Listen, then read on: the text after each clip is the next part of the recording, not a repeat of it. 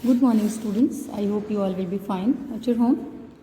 And as you know that in my last turn, I was discussing the lesson agreement of the verb with the subject.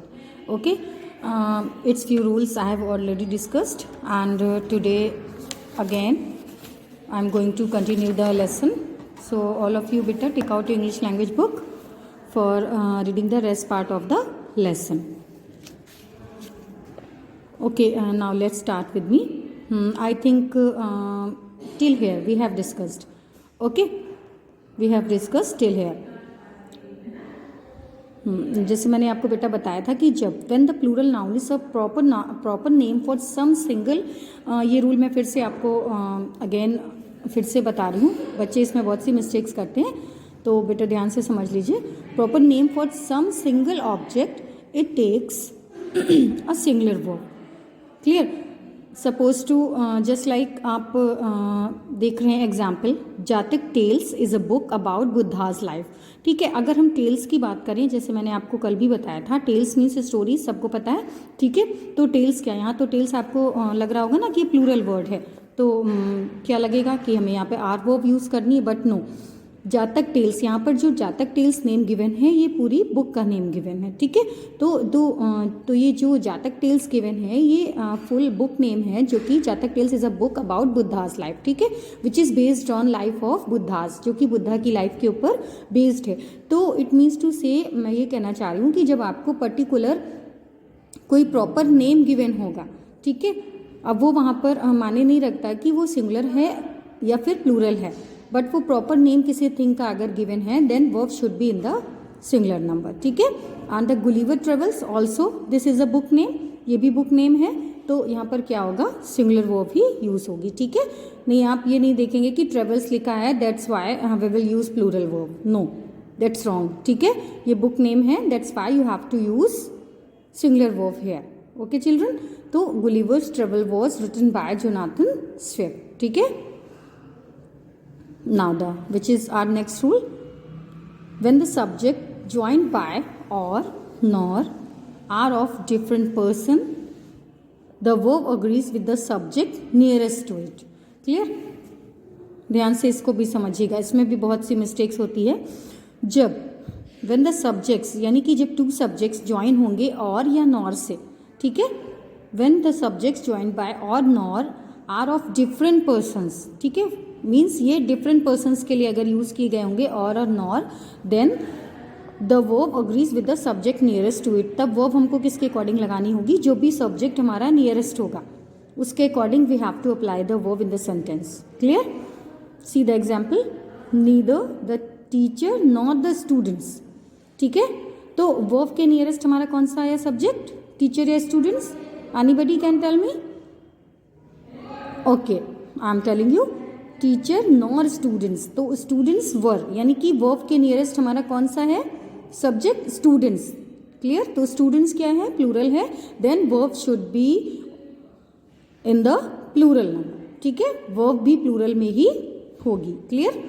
तो nearest verb के हमारे जो भी subject आएगा, अब suppose to अगर यहाँ पर दिया होता neither the students nor teachers, neither the students nor teacher, then the teacher nearest में आ जाता हमारा, तो टीचर के अकॉर्डिंग हमको यहाँ पे वॉज लगाना होता है. ठीक है, तो जो भी वर्ब वो माने नहीं रखता कि वो सिंगुलर है या प्लूरल है, जो भी नियरेस्ट होगा वर्ब के, then the verb should be placed according to the same object. ठीक है, in the classroom, neither the teacher nor the students were in the classroom. ठीक है.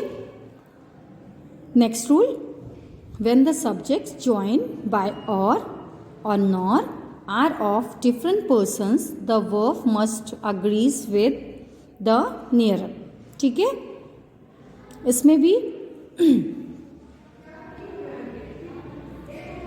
when the subjects joined, यानी कि जब सब्जेक्ट ज्वाइंड होगा और नॉर से are of different person.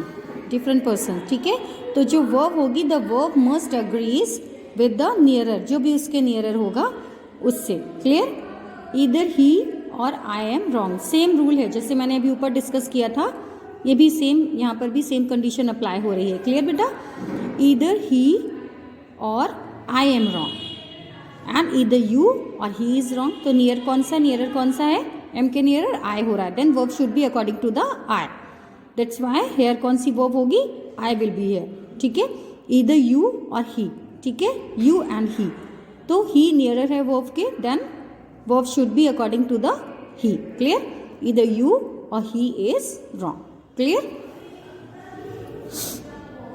Now next rule, when a plural noun denotes some specific quantity or amount considered as a whole, the verb must be singular.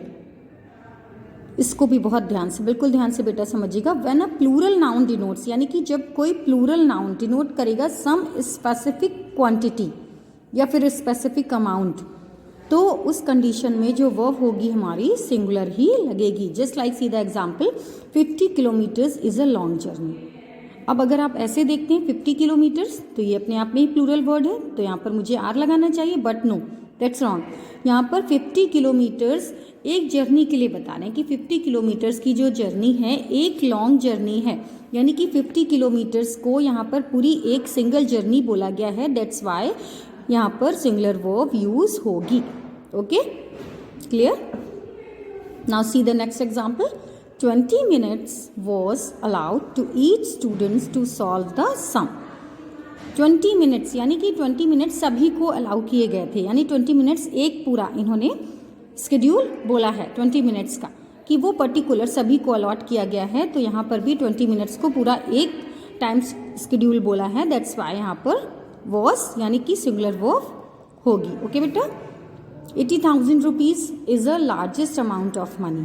ठीक है, यानी कि यहाँ पर पूरा अमाउंट बता रहे हैं कि 80,000 का जो अमाउंट है वो क्या है, लार्ज अमाउंट है, बहुत बड़ा अमाउंट है. ठीक, तो 80,000 रुपीज़ यहाँ पर सिंगुलर वर्ब लगेगी विद द 80,000 रुपीज़. ठीक, बिकॉज ये पूरे एक अमाउंट को शो कर रहा है, यहाँ पर रुपीज़ को शो नहीं कर रहा है. Clear. Now next, in sentences beginning with here or there the true subjects follows the verb. यहाँ पर देखिए आप, जब सेंटेंसेस बिगिन होंगे with the here and there, तो जो भी उसका ट्रू सब्जेक्ट निकलेगा उसके अकॉर्डिंग हमको वर्ब फॉलो करनी है. Just like there is a high hurdle. ठीक, तो यहाँ पर हमारा क्या निकल रहा है, हाई हर्डल. आ लगा हुआ है, there is a high hurdle, यानी सिंगल हर्डल की बात हो रही है, तो यहाँ पर वर्ब सिंगुलर होगी. अब यहाँ पर जैसे सेकंड एग्जांपल हम लोग देख सकते हैं, there are few hurdles to jump. तो यहाँ पर 4 हर्डल्स, तो यहाँ पर 4 हर्डल्स यानी कि ये प्लूरल आ रहा है, तो 4 हर्डल्स के अकॉर्डिंग यहाँ पर हमको वर्ब लगानी है. ठीक है. And next, here are the papers. तो पेपर्स क्या है, प्लूरल है, then verb also should be in the plural number. तो हेयर आर द पेपर्स. अब सपोज टू यहाँ पेपर होता, तो हेयर इज द पेपर. ठीक है, तो यहाँ जो भी सब्जेक्ट गिवन होंगे उसके अकॉर्डिंग हम लोगों को यहाँ पर वर्ब अप्लाई करनी है. Okay students, now the chapter is finish today. Chapter finish हो गया, मैंने फिर से एक बार इसको आपको रिवीजन करवाया है, और इसके बाद भी आपको कोई प्रॉब्लम हो रहा है तो यू कैन आस्क मी, आप मुझसे पूछ सकते हैं, बार बार पूछ सकते हैं, कोई प्रॉब्लम नहीं है. ठीक है, और इसकी एक्सरसाइज मैं ऑलरेडी आपको गिवन कर चुकी हूँ. मैं आज फिर से पूरे चैप्टर की फुल एक्सरसाइज आपको सेंड कर रही हूँ अपनी अपनी बुक में. जिसका नहीं फिल है, स्पेशली फॉर दोज स्टूडेंट्स, वो इसको फिल करेंगे. Clear. So meet in the next class. Till then, bye bye, stay safe, stay healthy.